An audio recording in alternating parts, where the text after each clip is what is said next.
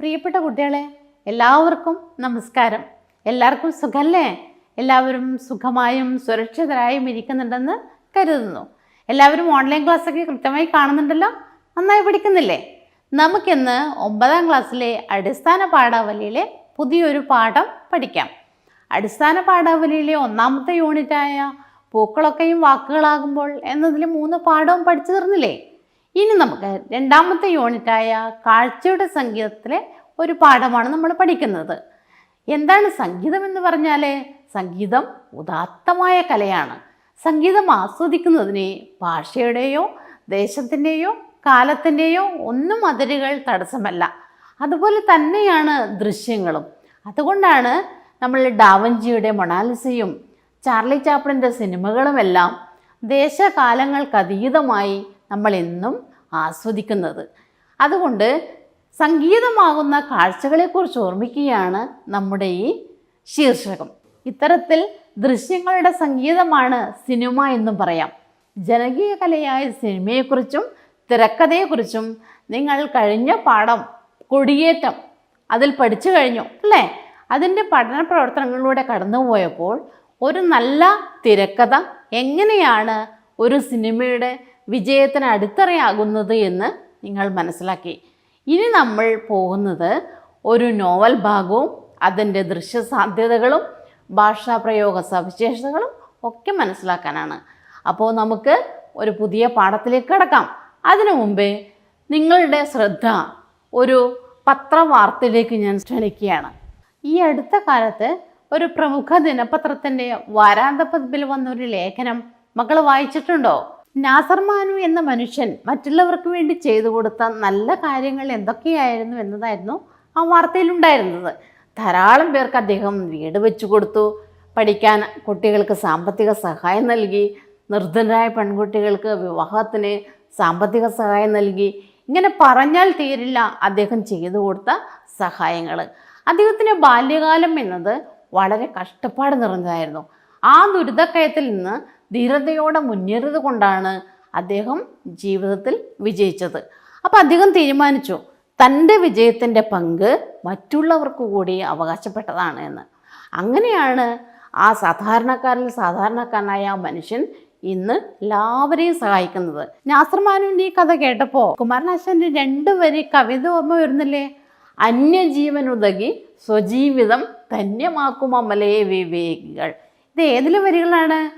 കുമാരനാശാൻ്റെ നളിനി എന്ന ഖണ്ഡകാവ്യത്തിലെ വരികളാണ് അല്ലേ?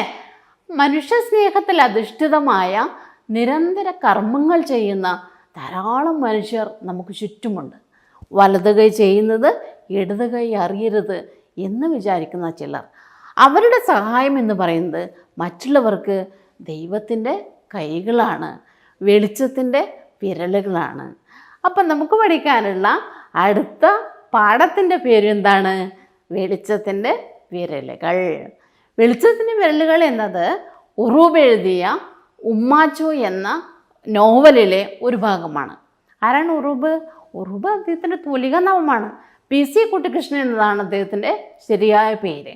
അപ്പോൾ PC കുട്ടിക്കൃഷ്ണൻ എഴുതിയ ഉമ്മാച്ചു എന്ന നോവലിലെ ഒരധ്യായമാണ് നമുക്ക് പഠിക്കാനുള്ള വെളിച്ചത്തിൻ്റെ വിരലുകൾ. ഉറൂബ് എന്ത് പറഞ്ഞാലും എന്ത് എഴുതിയാലും ഒടുവിലെത്തി നിൽക്കുന്നത് മനുഷ്യനിലാണ്. മനുഷ്യരെല്ലാം സുന്ദരികളും സുന്ദരന്മാരുമാണ് എന്ന് വിശ്വസിച്ച എഴുത്തുകാരനാണ് ഉറൂബ്. മനുഷ്യ നന്മയിലുള്ള അദ്ദേഹത്തിൻ്റെ വിശ്വാസം എന്നത് ഇളക്കം തട്ടാത്തതാണ്. തൻ്റെ കൃതികളിലൂടെ അദ്ദേഹം അന്വേഷിച്ചത് മനുഷ്യ നന്മയാണ്. ഉമ്മാച്ചു എന്ന തൻ്റെ നോവലിലും ഈ ഒരു അന്വേഷണം കാണാൻ കഴിയും. മലയാള സാഹിത്യത്തിലെ നാഴികക്കല്ലായി മാറിയ ഒരു നോവലാണ് ഉമ്മാച്ചു. നമുക്കറിയാം മലയാളത്തിന് ആദ്യത്തെ ലക്ഷണയുക്തമായ നോവൽ ഏതാണ്? മക്കൾക്കറിയാം, മോച്ചന്തുമേനോൻ എഴുതിയ ഇന്ദുലേഖയാണ് അല്ലേ? അതിൽ ഇന്ദുലേഖ എന്ന കഥാപാത്രം എത്ര ഉജ്ജ്വലമായ സ്ത്രീ കഥാപാത്രമാണ്. ഒരുപക്ഷെ ആ കഥാപാത്രത്തോട് അടുത്ത് നിൽക്കുന്ന മറ്റൊരു കഥാപാത്രമാണ് PC കുട്ടിക്കൃഷ്ണൻ്റെ ഉമ്മാച്ചുവിലെ ഉമ്മാച്ചു. മലയാള സാഹിത്യത്തിലെ ശക്തിയായ ഒരു സ്ത്രീ കഥാപാത്രമാണ് ഉമ്മാച്ചു. എന്നാൽ ഈ ഉമ്മാച്ചു എന്ന നോവലിൽ വിവിധ ജീവിത വൃത്തികൾ ശക്തവും സൂക്ഷ്മവുമായി ആവിഷ്കരിച്ചിരിക്കുകയാണ്. പുറമേ പ്രശാന്തമായ ജീവിതമാണ് എന്ന് തോന്നുമെങ്കിലും ഓരോ മനുഷ്യൻ്റെ ഉള്ളിലും വികാരങ്ങളുടെ ഒരു കടൽ തന്നെ പ്രതിഫലിച്ച് കാണാം. കാമക്രോധലോഭമോഹങ്ങൾ മനുഷ്യനിൽ വരുത്തുന്ന മാറ്റത്തെയും മനുഷ്യൻ്റെ ദുഷ്കർമ്മത്തെയും അതിൻ്റെ പരിണിത ഫലങ്ങളെയും നോവലിൽ ഉറൂബ് ചിത്രീകരിച്ചിരിക്കുന്നു. ഉമ്മാച്ചു എന്ന നോവൽ ഒരു ഭാവഗീതം പോലെ തുടങ്ങുമെങ്കിലും പിന്നീട് സംഘർഷത്തിലേക്ക് വഴിമാറുന്നു. ഇനി എന്താണ് ഉമ്മാച്ചുവിൻ്റെ കഥ? നിങ്ങൾക്കറിയുമോ? നിങ്ങൾ വായിച്ചിട്ടുണ്ടോ ആരെങ്കിലും ഉമ്മാച്ചു എന്ന നോവല്? നമ്മുടെ പ്രദേശത്തുള്ള എല്ലാ ഗ്രന്ഥശാലകളിലും ഉമ്മാച്ചു എന്ന നോവലുണ്ടാവും. അപ്പോൾ മക്കൾ എന്ത് ചെയ്യണം? ഉമ്മാച്ചു എന്ന നോവല് ഒന്ന് വായിച്ച് നോക്കണം. വളരെ നല്ല നോവലാണ് കേട്ടോ.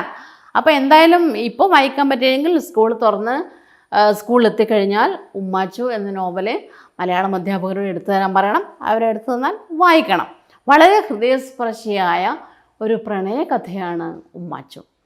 ഉമ്മാച്ചുവും മായനും ബീരാനും പിന്നെ ചാപ്പുണ്ണിയും ഇവരൊക്കെ ബാല്യകാലത്ത് ഏറ്റവും അടുത്ത സുഹൃത്തുക്കളായിരുന്നു. ഉമ്മാച്ചുവും മായനും സാമ്പത്തികമായും എല്ലാ തരത്തിലും അവർ ഒന്നായിരുന്നു.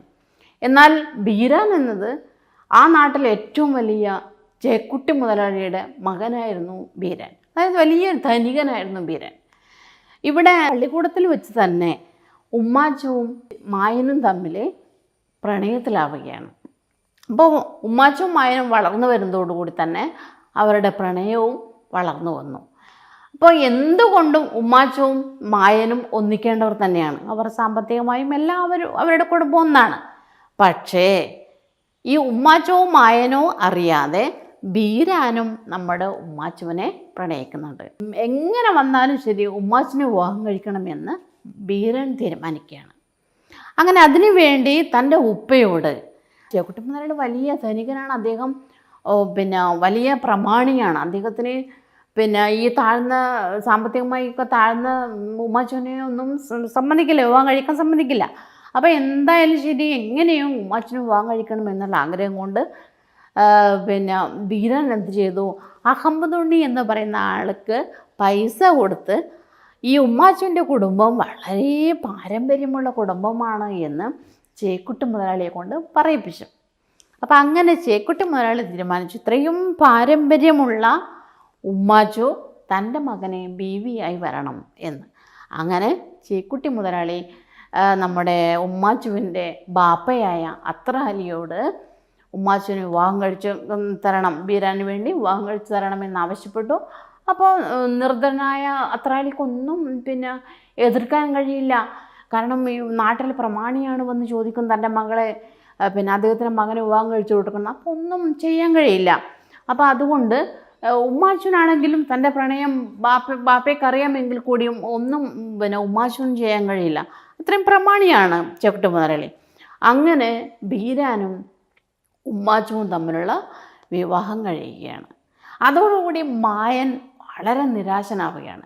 അങ്ങനെ അയാൾ അറിയുകയാണ് ഈ ഉമ്മാച്ചുവിനെയും ബീരാനെയും തമ്മിൽ ഒന്നിപ്പിച്ചത് അഹമ്മദ് ഉണ്ണിയാണ് എന്ന്. അങ്ങനെ അയാൾ ഒരു ദിവസം അഹമ്മദ് ഉണ്ണിയെ വഴിയിൽ വെച്ച് അടിച്ചിട്ട് അഹമ്മദ് ഉണ്ണി മരിച്ചു എന്ന് കരുതി മായൻ നാട് വിടുകയാണ്. മായൻ എത്തിച്ചേർന്നത് വയനാട്ടിലാണ്. വയനാട്ടിൽ ഒരു ഹാജിയാരുടെ തോട്ടത്തിൽ പണിക്ക് നിന്നു, പിന്നീട് സ്വർണ്ണഖനിയിൽ പണിക്ക് നിന്നു. അങ്ങനെ അവിടെ വർഷങ്ങൾ കഴിഞ്ഞപ്പോൾ അഹമ്മദ് ഉണ്ണിയുടെ മകൻ ഹസൻ എത്തിച്ചിരിക്കുകയാണ്. ഹസനിലൂടെയാണ് മായൻ അറിയുന്നത് അഹമ്മദ് ഉണ്ണി മരിച്ചിട്ടില്ല എന്ന്. അപ്പോൾ മായന് വളരെ സന്തോഷമായി. താൻ തല്ലി ചതച്ചിട്ട് വഴിയിൽ മരിച്ചു എന്ന് കരുതി ഉപേക്ഷിച്ച് വന്നവനാണ് മായൻ. അപ്പോൾ അഹമ്മദ് ഉണ്ണി മരിച്ചിട്ടില്ല എന്ന് അറിയുകയാണ്. മാത്രവുമല്ല ചതിയിലൂടെയാണ്, എല്ലാവരെയും പറഞ്ഞ് പറ്റിച്ചാണ് ബീരാൻ ഉമ്മാച്ചുവിന് വിവാഹം കഴിച്ചത് എന്നുള്ളതും മായൻ അറിയുകയാണ്. അപ്പം അങ്ങനെ ദേഷ്യവും സങ്കടവും ഒക്കെ കൊണ്ട് രോഷാകുലനായ മായൻ തിരിച്ച് നാട്ടിലെത്തുകയാണ്. നാട്ടിലെത്തി അദ്ദേഹം ഉമ്മാച്ചുവിനെ കാണുന്നു. അപ്പോഴദ്ദേഹം മനസ്സിലാക്കിയാണ് ഉമ്മാച്ചുവിനും തന്നോടുള്ള പ്രണയത്തിന് ഒരു കുറവും സംഭവിച്ചിട്ടില്ല എന്ന്. അങ്ങനെ മായൻ ഒരു വലിയ പാതകം ചെയ്യാൻ വേണ്ടിയുള്ള തീരുമാനമെടുക്കുകയാണ്. അങ്ങനെ ആ കൊടും പാതകം ചെയ്യാൻ മായൻ തീരുമാനിച്ചു. ഒരു രാത്രിയിൽ ഉമ്മാച്ചുവിൻ്റെ വീട്ടിലെത്തി ഉറങ്ങിക്കിടക്കുകയായിരുന്ന ബീരാനെ നമ്മുടെ മായൻ കൊന്നുകളഞ്ഞു. ബീരാൻ്റെ കൊലപാതകത്തിന് സാക്ഷികളായി 2 പേരേ ഉണ്ടായിരുന്നുള്ളൂ. ഒന്ന് ഉമ്മാച്ചുവും മറ്റൊന്ന് ബീരാൻ്റെയും ഉമ്മാച്ചുവിൻ്റെയും 6 വയസ്സുള്ള മകൻ അബ്ദുവും. മാസങ്ങൾക്ക് ശേഷം, ബീരാൻ്റെ കൊലപാതകത്തിന് മാസങ്ങൾക്ക് ശേഷം മായൻ ഉമ്മാച്ചുവിനെ വിവാഹം കഴിക്കുകയാണ്. അങ്ങനെ അവർ രണ്ടുപേരും ആഗ്രഹിച്ച ജീവിതം, അവർ ഒരുപാട് സ്വപ്നം കണ്ട ജീവിതമായിരുന്നു അല്ലേ? അവർ ചെറുപ്പത്തിലേ സ്വപ്നം കണ്ടതായിരുന്നു ഒന്നിച്ചുള്ളൊരു ജീവിതം എന്നുള്ളത്. അത് ഏതായാലും സാധ്യമായി. അങ്ങനെ അവരെ സന്തോഷത്തോടെ സമാധാനത്തോടെ ജീവിക്കാൻ തുടങ്ങി. അങ്ങനെ അവർക്ക് 2 മക്കളുണ്ടായി, മരക്കാറും ഹൈദ്രോസും. അങ്ങനെ 3 മക്കളെയും ഒരുപോലെ കണ്ട് മായന് അബ്ദുവിനെ മറ്റൊന്നായിട്ട് കാണാറില്ലായിരുന്നു. അവനെ ചേർത്ത് പിടിച്ചുകൊണ്ട് തന്നെയാണ് മായൻ ജീവിതം തുടങ്ങിയത്. പക്ഷേ അബ്ദുവിന് എന്നും മായനോട് ഒരകൽച്ചയായിരുന്നു. തൻ്റെ ബാപ്പയെ കൊന്ന കൊലപാതകയാണ് ഇയാൾ, തൻ്റെ ബാപ്പയുടെ രക്തം ഇയാളുടെ കൈകളിലുണ്ട് എന്ന ആ ഒരു ചിന്ത എന്നും അബ്ദുവിനുണ്ടായിരുന്നു. അങ്ങനെ അബ്ദു യൗവനത്തിൽ കടന്നപ്പോൾ അവൻ ബാപ്പയുടെ മുഖത്ത് നോക്കി കൈ ചൂണ്ടിക്കൊണ്ട് ചോദിച്ചു, നിങ്ങൾ എൻ്റെ ബാപ്പയെ കൊന്നതല്ലേ? എൻ്റെ ബാപ്പയുടെ രക്തം നിങ്ങളുടെ കൈകളിലില്ലേ? അപ്പോൾ അവിടെ മായൻ തകർന്നുപോയി. മാത്രമല്ല ഉമ്മാച്ചുവിനെയും അബ്ദു കുറ്റപ്പെടുത്തുകയാണ്. തൻ്റെ ബാപ്പയുടെ കൊലപാതകയെ വിവാഹം കഴിച്ച് സുഖമായി ജീവിക്കുകയാണ്, ഒപ്പം നിങ്ങളൊരു ഉമ്മയല്ല. ആ രീതിയിൽ ഉമ്മാച്ചുവിനെയും മായനെയും അബ്ദു അല്ലാതെ കുറ്റപ്പെടുത്തിയപ്പോൾ മായൻ ഇവിടെ തകർന്നു പോവുകയാണ്. അങ്ങനെ വീണ്ടും മായൻ നാട് വിടുകയാണ്. അതായത് ഇനി ഈ വീട്ടിൽ ഒരിക്കലും തനിക്ക് സമാധാനത്തോടെ സംതൃപ്തിയോടെ സന്തോഷത്തോടെ തൻ്റെ ഭാര്യയോടൊപ്പം കഴിയാൻ കഴിയില്ല എന്ന് മനസ്സിലാക്കിയ നമ്മുടെ മായൻ വീണ്ടും നാട് വിടുകയാണ്. അയാൾ വീണ്ടും നാട് വിട്ടെത്തുന്നത് വയനാട്ടിൽ തന്നെയാണ്. വയനാട്ടിൽ അഹമ്മദ് ഉണ്ണിയുടെ മകൻ ഹസൻ ഒരു ചെറിയ വീടൊക്കെ വെച്ചിട്ട് അവിടെ താമസിക്കുന്നുണ്ട്. അപ്പോൾ ആ ഹസൻ്റെ വീട്ടിലേക്കാണ് നമ്മുടെ മായൻ എത്തിച്ചേർന്നത്. തൻ്റെ ബാപ്പയെ തല്ലി ചതച്ചവനാണ് മായൻ എന്ന് ഹസൻ അറിയാം. പക്ഷെ എന്നാലും ഈ ഒരു തകർന്ന അവസ്ഥയിൽ മായന് ഹസൻ 2 കൈയും നീട്ടി സ്വീകരിക്കുന്നു. അങ്ങനെ മായൻ ഹസൻ്റെ വീട്ടിൽ താമസിച്ചു. അവിടേക്ക് മായനെ കാണാൻ വേണ്ടി മായൻ്റെ മകനായ മരക്കാർ വരുന്നതാണ് പാഠസന്ദർഭം. പാഠത്തിൻ്റെ തുടക്കം തന്നെ അതാണ്. നമ്മുടെ മരക്കാർ മായനെ കാണാൻ വരുന്നു. അപ്പം ബാപ്പ എന്തിനാണ് തങ്ങളിൽ നിന്ന് ഈ ഒളിച്ചോടുന്നത്? എന്തിനാണ് തങ്ങളുടെ വീട്ടിൽ നിന്ന് ഈ ഒളിച്ചോടിയത്? ഇത് മരക്കാർക്കോ ഹൈദ്രോസിനോ ഉമ്മാച്ചനോ അറിയില്ല. മായന് മാത്രമേ അറിയൂ. മായൻ എന്തോ തീരുമാനിച്ചിട്ടുണ്ട്, അദ്ദേഹം തൻ്റെ മനസ്സിലൊരു ഉറച്ച തീരുമാനമെടുത്തിട്ടുണ്ട്. അപ്പോൾ ഇത് എന്താണ് എന്നുള്ളത് നമ്മുടെ മരക്കാർക്ക് അറിയില്ല. അങ്ങനെ ബാപ്പയെ തിരിച്ച് വീട്ടിലേക്ക് കൊണ്ടുപോകാനാണ് മരക്കാർ വരുന്നത്. നമ്മുടെ പാഠഭാഗത്തിന് ഇവിടെ പേര് വെളിച്ചത്തിൻ്റെ വിരലുകൾ എന്നാണ്. എന്നാൽ നോവലിൽ ഇറങ്ങിപ്പോക്ക് എന്ന അധ്യായമാണ്. അതായത് ഈ ഒരു ഭാഗത്തിന് ഉറൂബ് കൊടുത്തിരിക്കുന്ന പേര് ഇറങ്ങിപ്പോക്ക് എന്നാണ്. എന്തുകൊണ്ടാണ് ഇറങ്ങിപ്പോക്ക് എന്ന് കൊടുത്തത്? മക്കളെ, മായൻ്റെ ഇറങ്ങിപ്പോക്കാണ് അല്ലേ? മായൻ എവിടെ നിന്നാണ് ഇറങ്ങിപ്പോകുന്നത്? സ്വന്തം ജീവിതത്തിൽ നിന്ന്, സ്വന്തം കുടുംബത്തിൽ നിന്ന്, ഉമ്മാച്ചൻ്റെ ജീവിതത്തിൽ നിന്ന്. അപ്പോൾ ഇവിടെ നിന്നൊക്കെ മായൻ എന്നേക്കുമായിട്ട് ഇറങ്ങിപ്പോവുകയാണ്. അതുകൊണ്ടാണ് ഇറങ്ങിപ്പോക്ക് എന്ന പേര് ആ നോവലിൽ കൊടുത്തിരിക്കുന്നത്. പക്ഷെ നമുക്കിവിടെ വെളിച്ചത്തിൻ്റെ വിരലുകൾ എന്നാണ്. അപ്പോൾ എന്തുകൊണ്ടാണ് വെളിച്ചത്തിൻ്റെ വിരലുകൾ എന്ന പേര് നമ്മുടെ പാഠഭാഗത്ത് നൽകിയത്? അത് നിങ്ങൾക്ക് അവസാനം മനസ്സിലാകും. നിങ്ങൾ തന്നെ എന്നോട് പറയും കേട്ടോ. അപ്പം നമുക്ക് നോക്കാം. നമുക്ക് പാഠഭാഗത്തിൻ്റെ ആദ്യ ഭാഗം ഒന്ന് കേട്ടാലോ? ടീച്ചർ ഒന്ന് വായിക്കാം. മക്കളെല്ലാവരും പുസ്തകം തുറന്നു നോക്കുക. എൻ്റെ മോൻ പൊയ്ക്കോ, മായൻ നീണ്ട കൈയെടുത്ത് മരക്കാരുടെ ചുമലിൽ വെച്ച് പറഞ്ഞു. മരക്കാർ ഒരാഴ്ചയായി ബാപ്പയുടെ അടുത്ത് ചെന്നുകൂടിയിട്ട്. ബാപ്പയും തൻ്റെ കൂടെ നാട്ടിലേക്ക് വരണമെന്നാണ് അവൻ്റെ പിടുത്തം. പക്ഷേ മായൻ അത് ഇഷ്ടപ്പെട്ടില്ല. എന്തുകൊണ്ട് ഇഷ്ടപ്പെടുന്നില്ല എന്നിട്ട് പറയുന്നുമില്ല. ഈ ഊരാക്കോൾ തഴിച്ച് ബാപ്പയെ മോചിപ്പിക്കാൻ മകൻ ആഗ്രഹിച്ചു. അവൻ പറഞ്ഞു, ബാപ്പയും വരണം. ബാപ്പ ഇപ്പോൾ ഇല്ല. അല്ലെങ്കിൽ മായൻ കുറച്ചു നേരം എന്തോ വിചാരിച്ച് നിന്ന് തുടർന്നു. ബാപ്പ പിന്നെ വരണ്ട്. ഇപ്പോൾ വന്നാലെന്തേ? ബാപ്പ ഇവിടെ വന്നത് ഇച്ചിരി പോരം കാര്യത്തിനല്ലേ. അത് കഴിഞ്ഞാലേ നമ്മളങ്ങോട്ട് വരും. അത് തന്നെ, അത് വേഗം തീരും മോനെ. ഇത് പറഞ്ഞപ്പോൾ മായൻ്റെ തൊണ്ടയിടറി. ബാപ്പ മോനെ, ബാപ്പ വരാഞ്ഞാൽ വലിയ കഷ്ടാവും. ബാപ്പ ഇപ്പോൾ വന്നാൽ അതിലും വലിയ കഷ്ടാവും. അല്ലെങ്കിൽ എന്നോട് അതൊക്കെ പറഞ്ഞിട്ടെന്താ? ഇപ്പോഴും ഒരു ചെക്കനാ. ബാപ്പയ്ക്ക് എന്തേ അവിടെ ഒരു ഇടങ്ങേറ്? മായൻ സ്വല്പ നേരത്തിന് മറുപടി പറഞ്ഞില്ല. ആ തളർന്ന വട്ടക്കണ്ണുകൾ കുറേ നേരം ഒരേ ദിക്കിലേക്ക് തറച്ചു നിന്നു. ആ നേത്രങ്ങളിലൂടെ വിഷാദവും രോഷവും ഇടകലർന്ന് പാഞ്ഞു പോകുന്നതായി മരക്കാർ കണ്ടു. ബാപ്പ എന്താ ഒന്നും മിണ്ടാത്തത്? ഇക്കൊരിടങ്ങേറും ഇല്ലാച്ചോ. ഇനി ഇടങ്ങേറുണ്ടായി എന്നാൽ തന്നെ എന്തേ? ചാവോളല്ലേ മനസ്സിന് ഇടങ്ങറുള്ളൂ. ബാപ്പ എന്താ ഇങ്ങനെയൊക്കെ സംസാരിക്കുന്നത്? ഞമ്മളും ഉമ്മി എന്തെങ്കിലും ബാപ്പയ്ക്കെതിരായിട്ട് ചെയ്തോ? മായൻ ദൃഷ്ടി ഉയർത്തി മരക്കാരുടെ മുഖത്തേക്ക് നോക്കി. എന്നിട്ട് പതുക്കെ അവൻ്റെ പുറം തടവിക്കൊണ്ട് പറഞ്ഞു, എൻ്റെ മക്കളെ കൊണ്ട് ഇക്കൊരിടങ്ങേറും ഉണ്ടായിട്ടില്ല. ഇച്ചിരി പൊട്ടിത്തെറിച്ചോനാ ഹൈദ്രോസ്. ഓനും നമ്മളെ വലിയ കാര്യമായിരുന്നു. പിന്നെ എൻ്റെ ഉമ്മ. എന്തേ, ഉമ്മ വല്ലതും പറഞ്ഞോ ബാപ്പ? ഓള് പറയേ, എൻ്റെ ഉമ്മാനെ എനിക്ക് അറിഞ്ഞൂടാ. ഓളെപ്പോലെ സഹിക്കുന്നൊരു പെണ്ണ് ഈ ദുനിയാവുമ്പിലില്ല. ആ കുടുംബത്തിൻ്റെ ഒരു വിളക്കാ ഓള്. ഇവിടെ എന്താണ് നമ്മൾ കണ്ടത്? മായനും മരക്കാരും തമ്മിലുള്ള സംഭാഷണമാണ് അല്ലേ? വാമൊഴി ഭാഷയാണ് ഇവിടെ നോവലിസ്റ്റ് ഉപയോഗിച്ചിരിക്കുന്നത്. പൊന്നാനി ഭാഷയാണ്, പൊന്നാനിയാണ് അദ്ദേഹത്തിൻ്റെ ജനനം, അതുകൊണ്ട് തന്നെ പൊന്നാനി ഭാഷയാണിത് എന്ന്. മായനും മരക്കാരും തമ്മിൽ എന്തൊക്കെയാണ് പറഞ്ഞത്? എൻ്റെ മോൻ പൊയ്ക്കോ എന്നാണ് ആര് പറയുന്നത്? മായൻ പറയുന്നത്. ആരോട്? മരക്കാരോട്. എന്താണ് മരക്കാർ പറയുന്നത്? ബാപ്പയും വരണം.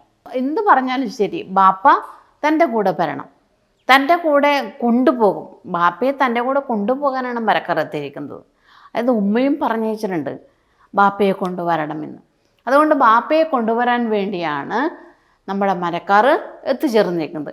അതുകൊണ്ട് എന്തായാലും ശരി, എത്ര നിർബന്ധം പഠിച്ചാലും ശരി, ബാപ്പയെ കൊണ്ടേ നാട്ടിലേക്ക് പോകൂ എന്ന് ആര് തീരുമാനിച്ചിട്ടുണ്ട്?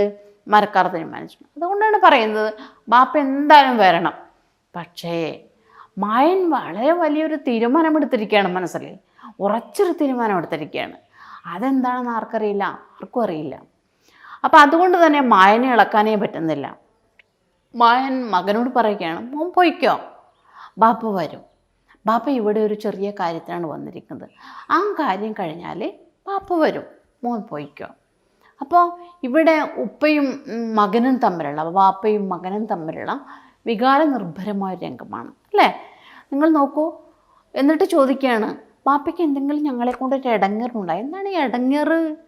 ഇടങ്ങേറ് എന്ന് വമ്പഴി ഭാഷയിൽ പറഞ്ഞാൽ ബുദ്ധിമുട്ട്. ഇപ്പം എന്തെങ്കിലും ബുദ്ധിമുട്ടുണ്ടായോ? മായൻ പറയുകയാണ്, എന്നെ കൊണ്ട് ഒരു ബുദ്ധിമുട്ടുണ്ടായിട്ടില്ല. താമഴി പാവാ.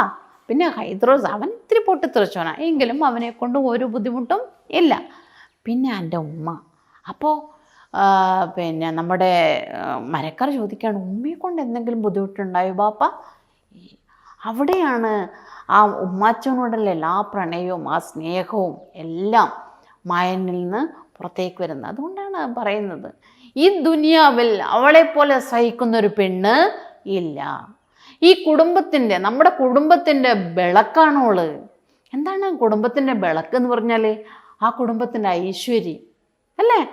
മായൻ എന്ന് പറയുന്ന മനുഷ്യൻ്റെ ജീവിതത്തിൻ്റെ നിറദീപമാണ് ആര്?